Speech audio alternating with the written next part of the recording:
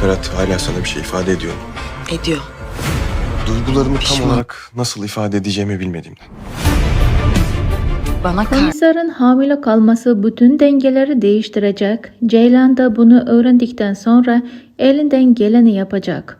Bozo yeni düşmanlara karşı ailesini uyarırken yeni düşmanla yüzleşecek. Bu düşman Hudutsuz Sevda dizisinin Kaan'ı olacak. Yani Azize'nin akrabası olarak diziye dahil olacak. Çiğdem ve Paşa düğünü olmayacak.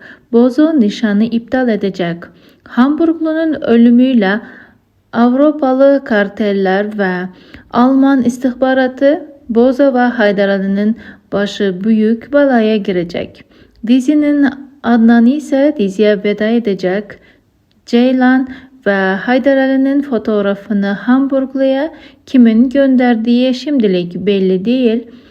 Bu karakter de önümüzdeki bölümlerde dizimize dahil olacak. Ceylan ve Haydar Ali için tehlikeler geçmiş değil, onlar için tehlike yine tekrardan gelecek.